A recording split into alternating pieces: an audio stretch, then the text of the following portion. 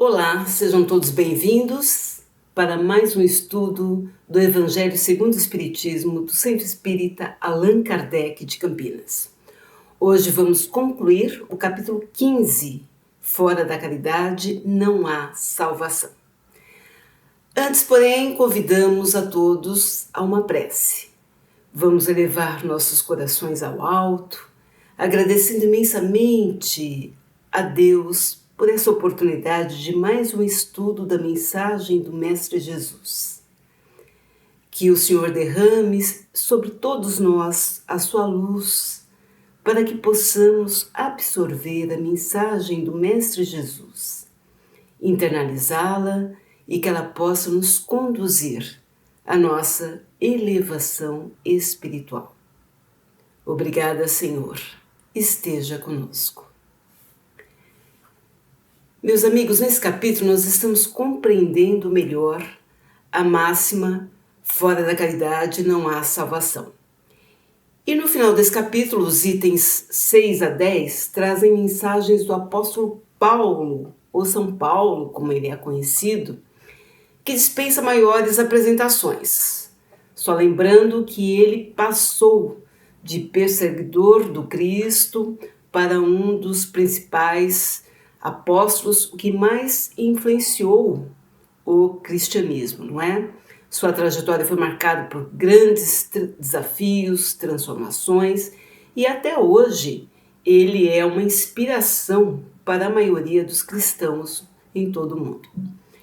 O item 6 desse capítulo do Evangelho fala da necessidade da caridade e se inicia com a transcrição da parte mais importante da primeira epístola de Paulo, que ele escreveu aos Coríntios e que ficou conhecido como o hino do amor. É uma mensagem bastante conhecida, foi até tema de música, não é?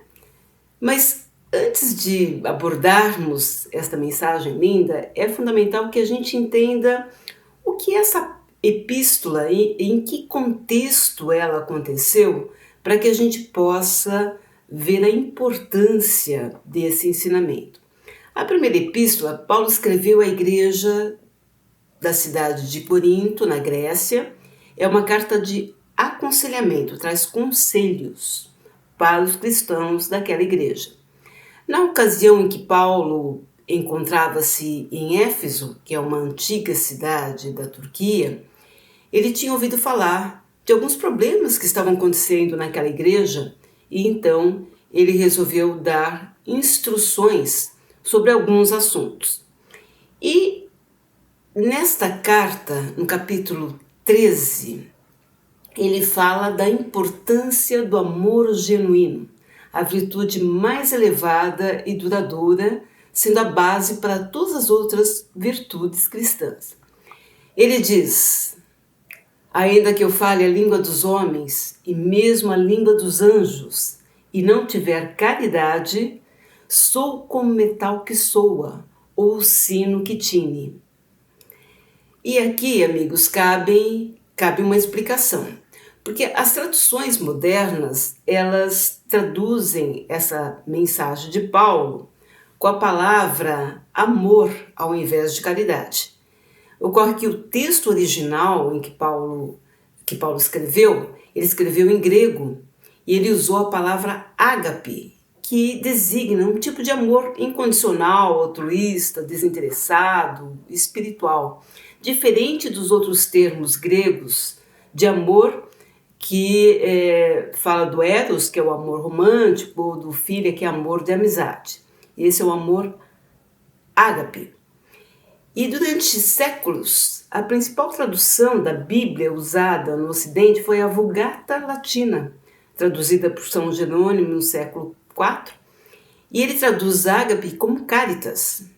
Daí as traduções mais antigas usarem a palavra caridade, e esse termo na época não tinha exclusivamente o sentido assistencialista atual, de dar esmolas, de ajudar pobres, não é? Mas era um sentido assistencialista, é um sentido, uma virtude teologal, uma forma elevada de amor. E no Espiritismo nós mantemos a palavra caridade porque a gente entende amor como o sentimento e caridade como ação, é o amor em ação, é a atitude. Então, por isso que a gente usa a palavra caridade.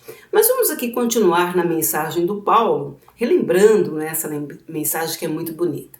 Ele diz assim: e se eu tiver o dom de profetizar e conhecer todos os mistérios, e tiver a perfeita ciência de todas as coisas, se eu tiver ainda toda a fé possível, até ao ponto de transportar montanhas, como disse Jesus, não é?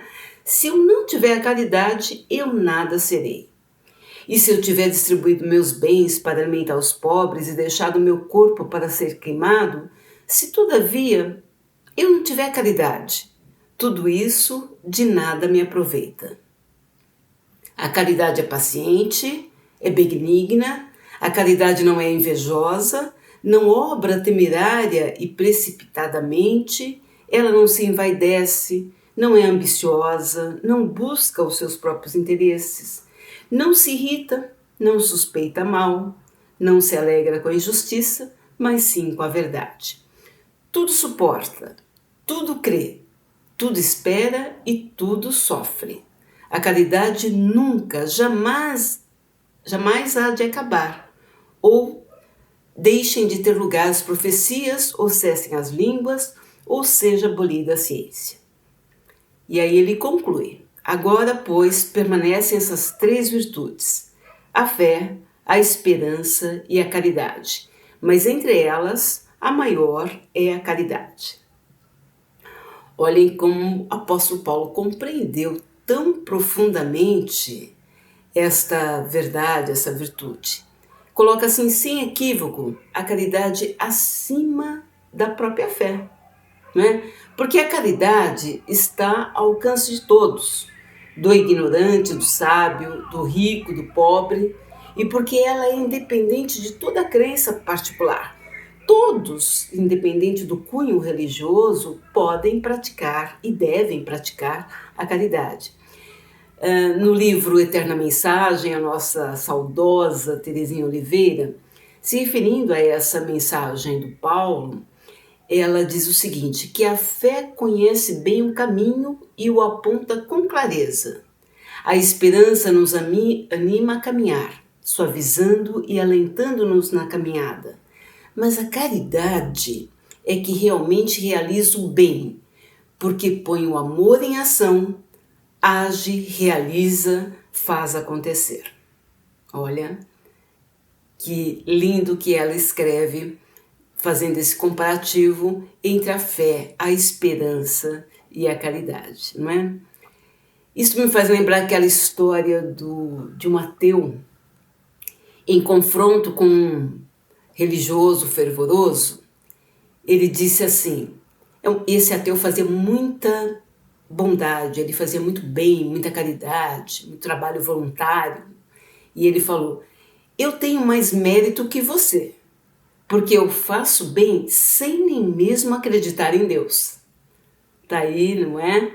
A caridade sem a fé e realizando boas coisas.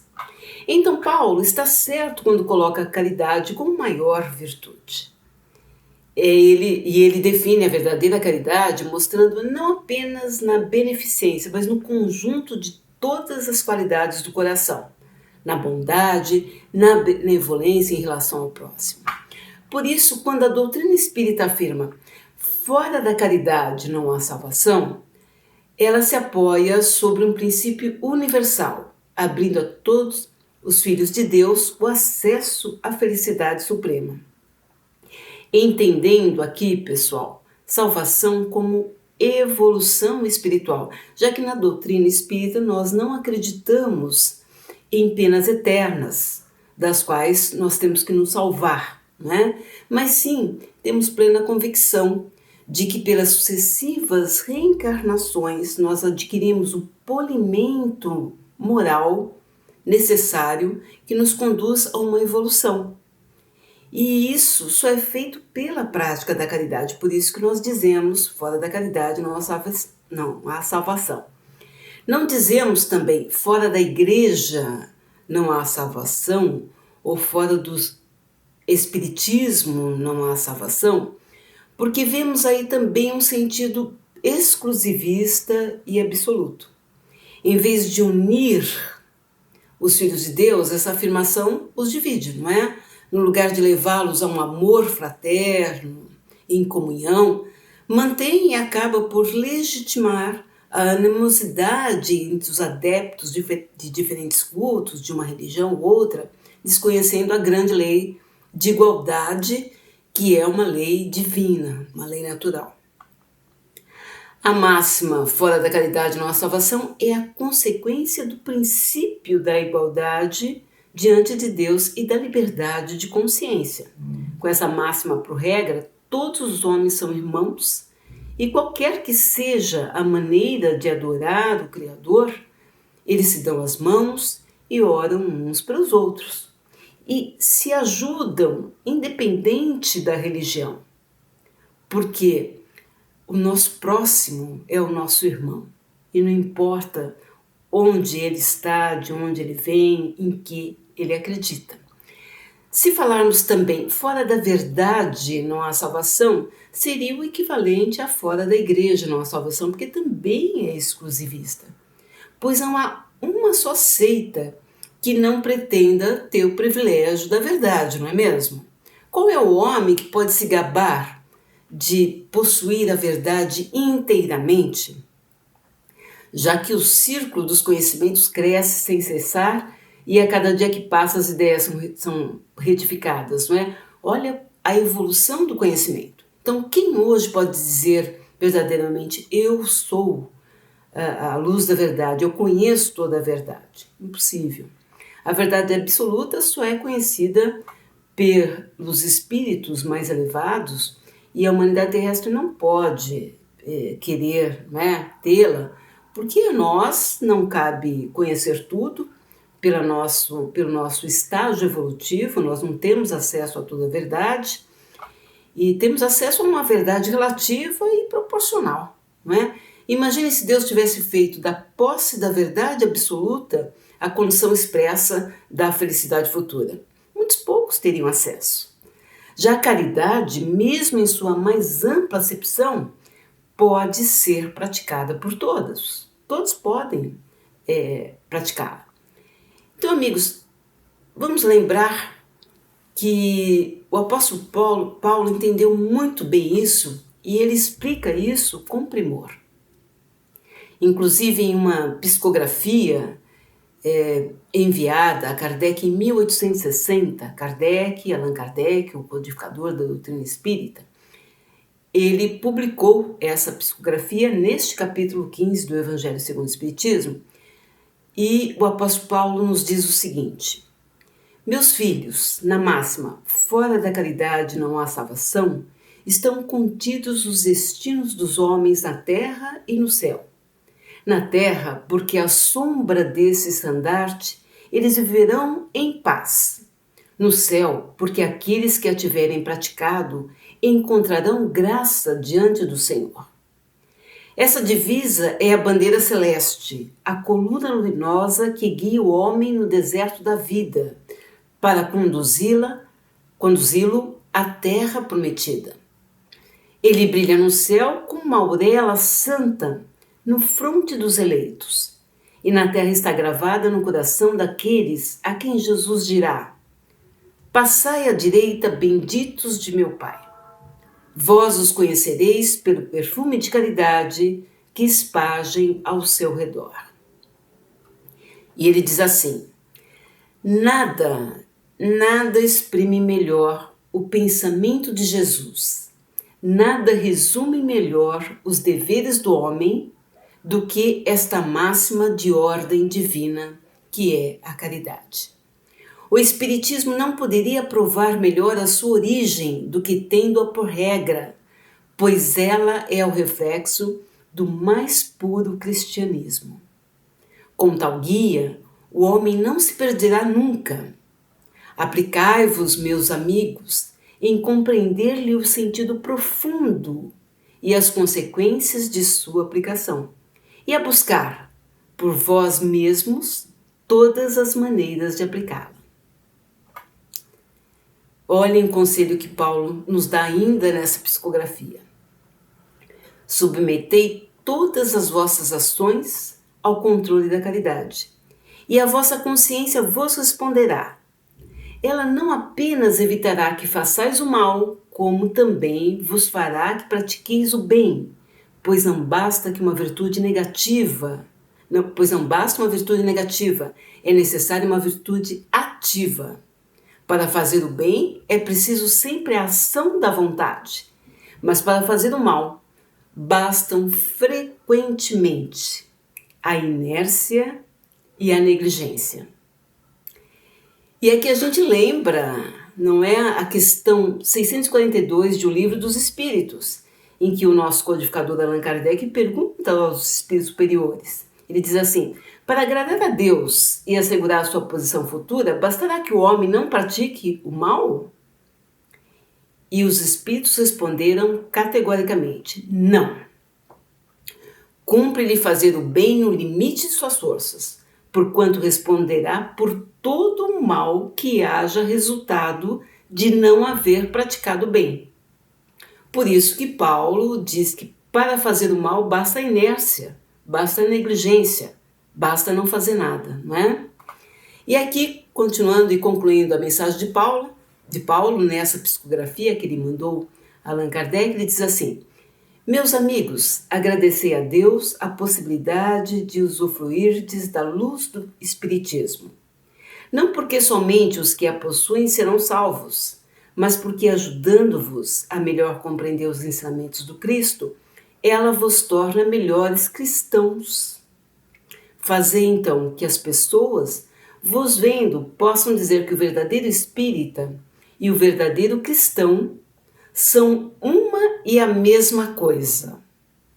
Olha só, o verdadeiro espírita e o verdadeiro cristão são uma e a mesma coisa, pois todos os que praticam a caridade são discípulos de Jesus, independente do culto a qual pertençam. Então vejam que nós nos unimos como irmãos, filhos de Deus, quando praticamos a caridade.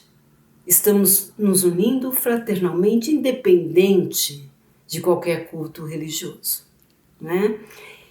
E falando sobre Fora da Caridade numa Salvação, há uma história bem interessante no livro Jesus no Lar, do espírito Neio Lúcio, psicografada por Chico Xavier. Essa história é muito interessante.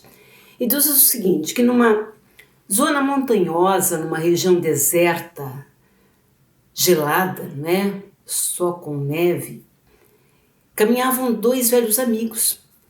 Ambos estavam muito enfermos, estavam muito cansados, estavam cada qual a defender-se quanto possível contra os golpes de ar gelado que vinham, e eles estavam caminhando em busca de uma pousada que sabiam que encontrariam no caminho.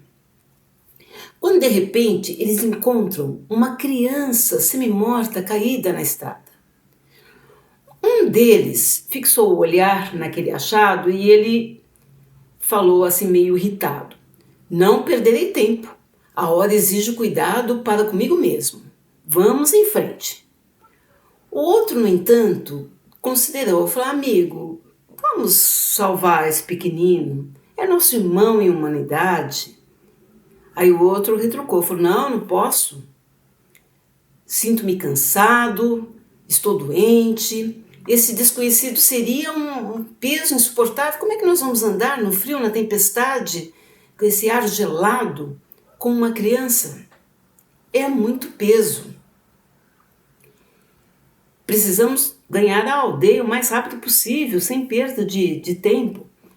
E continuou caminhando a largas passadas, mas o outro viajor, de bom sentimento, contudo, inclinou-se, pegou o menino, ajeitou o menino no seu peito, né, deu uma amarrada ali e continuou adiante, né? Continuou marchando. A chuva gelada caiu E noite adentro, não é? Ele foi abraçando o menino, aquele valioso fardo, ele foi continuar a caminhada, até que ele chegou na hospedaria.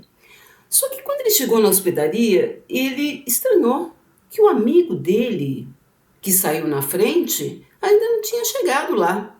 Ele estranhou muito, mas esperou, aguardou o amanhecer e voltou para buscar o amigo. Mas infelizmente encontrou o amigo morto lá no meio do gelo, né? E aí ele descobriu a verdadeira sublimidade do auxílio mútuo. Ajudando o menino abandonado, ele ajudara a si próprio, avançando com sacrifício para ser útil a outra pessoa. Porque, conforme ele colocou a criança sobre o seu peito, o pequeno calor que saía daquela criança acabou o mantendo aquecido naquela tempestade e fazendo com que ele conseguisse chegar à pousada. Já o outro amigo não. Ele foi sozinho e não tinha este calor. Então esse amigo que ajudou, ele viu que realmente houve as bênçãos de uma salvação recíproca. Tanto ele ajudou a criança quanto a criança o ajudou. E Jesus conclui, então, ele diz assim: as mais eloquentes e exatas testemunhas de um homem perante o Pai Supremo são as suas próprias obras. Aqueles que amparamos constituem o nosso sustentáculo. O coração que socorremos se converterá agora ou mais tarde em recurso ao nosso favor. Ninguém duvide disto. O homem sozinho é simplesmente um adorno vivo da solidão, mas aquele que coopera em benefício do próximo é credor do auxílio comum. Ajudando, seremos ajudados. Dando, receberemos. Esta é a grande lei divina. E esta é a grande mensagem deste capítulo 15 do Evangelho segundo o Espiritismo: fora da caridade não há salvação. Esperamos que todos nós possamos realmente refletir sobre essa mensagem. E para encerrar, convidamos a todos a uma vibração e a uma prece final. Senhor, aprendemos uma valiosa mensagem neste capítulo do Evangelho. Que possamos, Pai amado, ter olhos de ver e ouvidos de ouvir para as oportunidades de ajuda que o Senhor coloca em nosso caminho, porque sempre temos essa oportunidade. Pedimos, Pai, que não titubeemos diante dela, que possamos sempre fazer o melhor.